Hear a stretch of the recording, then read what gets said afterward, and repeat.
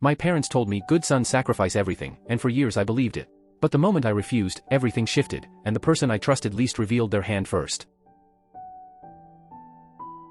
My name's Oliver, and for as long as I can remember, I wasn't really treated like a son, or a nephew, or even a brother. No, my role in the family was different. I was more like a utility. A stand-in for responsibility. A walking wallet they could lean on whenever something inconvenient came up. Not in that warm, we love you but we need your help sometimes, kind of way. No. This was colder. Calculated.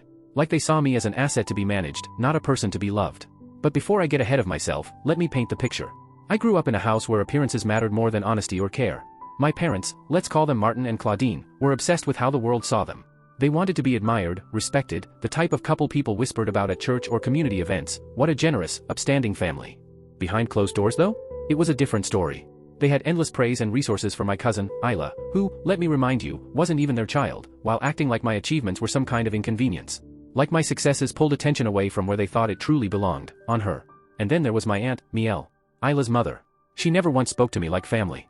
Every interaction felt like I was at a bank counter and she was the customer. No, how are you, Oliver? No, congratulations, we're proud of you. It was always, here's what Isla needs. When can you cover it? For years, I put up with it. Maybe because I didn't want to start a war. Or maybe, deep down, I kept hoping that if I worked hard enough, if I proved myself, my parents might finally look at me the way they looked at Isla. Like I actually mattered. That hope shattered on the day of my college graduation. I had worked myself to the bone for that moment. Juggling classes, late-night study sessions, shifts at the library, and tutoring gigs just to keep a roof over my head and food on the table. No handouts from them.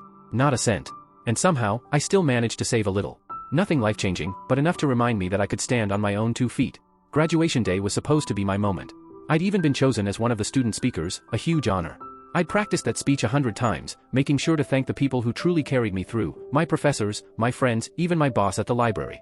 Not my family. They hadn't earned that mention. As I sat in the waiting area, cap and gown straightened, I kept glancing at my phone. Hoping for at least a good luck text. Nothing.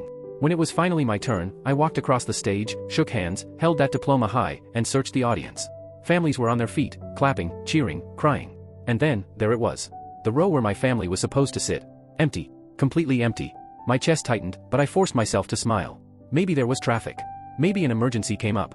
I couldn't let myself believe they just didn't bother showing up. After the ceremony, friends' families pulled me into their celebrations. Parents hugging their kids.